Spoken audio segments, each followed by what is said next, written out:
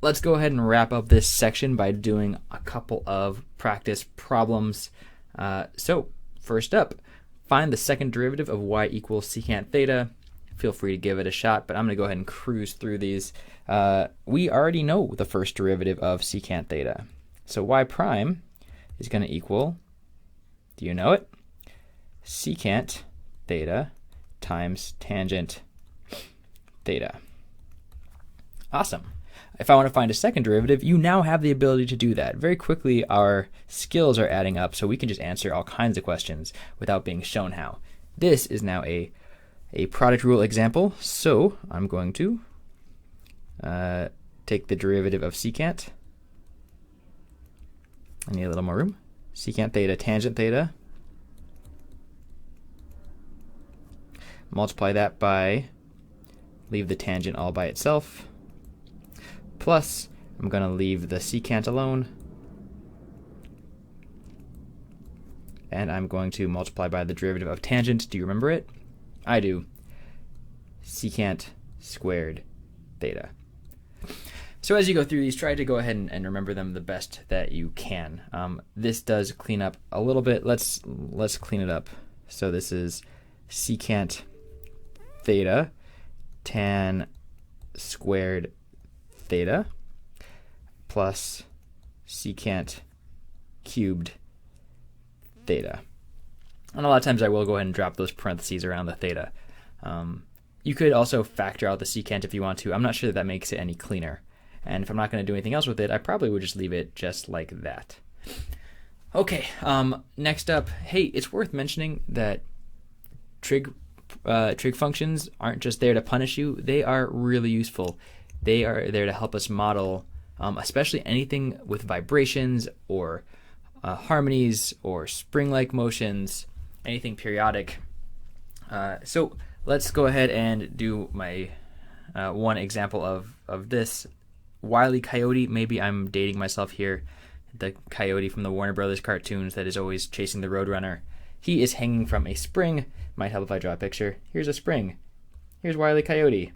All right, and so he's going up and down and up and down. His motion is modeled.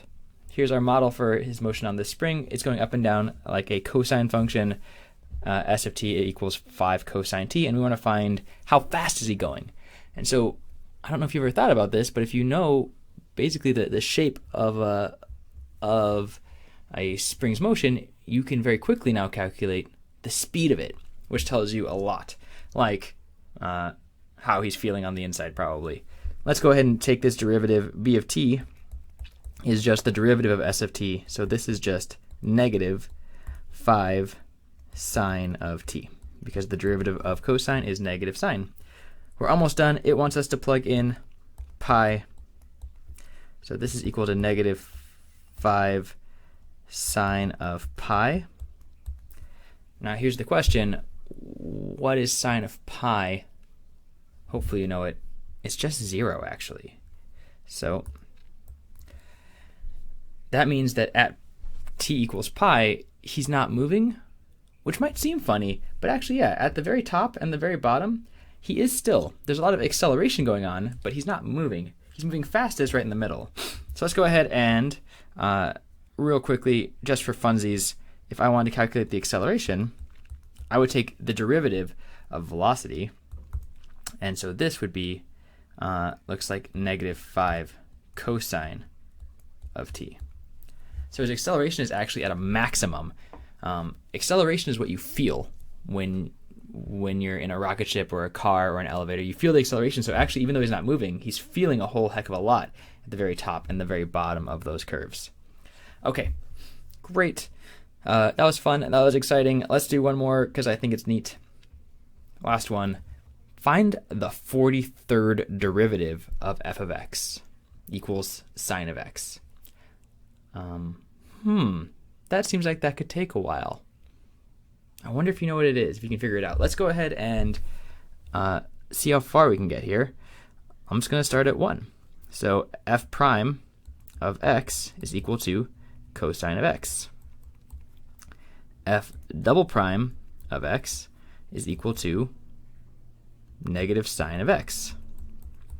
f triple prime of x is equal to negative cosine of x. And right about now I get tired of doing all these little apostrophes here, so I'm going to write f the fourth with parentheses is how we say the fourth derivative. You could put any number you want there, but we want the fourth derivative, so that's going to be the derivative of negative cosine of x is negative sine of x, just positive sine of x. Okay, so notice something here. After 4 derivatives, we ended up right back where we started, which means every 4 derivatives we're just cycling through. It's kind of funny. The derivatives of periodic functions end up being periodic. But if I said what is f of 8, if I took 4 more derivatives, well, we're going to go through the same cycle again, and we're going to end up right back at sine of x. So if I said what is what is the 40th derivative of f? Well, that's just going through this cycle 10 times. So we should end up right back at sine of x. And if I did 3 more,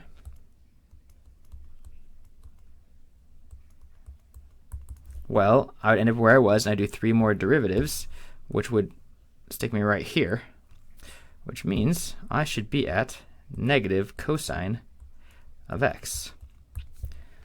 Seemed like a really hard problem, ended up being a pretty easy, neat problem. And worth noticing that these derivatives cycle back on themselves. It's a pretty unique case with these sines and cosines. Okay, that is it. Do lots of problems. The more you do, the more that those derivatives will sink in as you go. Try to remember them. Try to let them sink into your heads, especially that sine, cosine, tangent, and secant. Those will help you out. All right, thanks for playing along.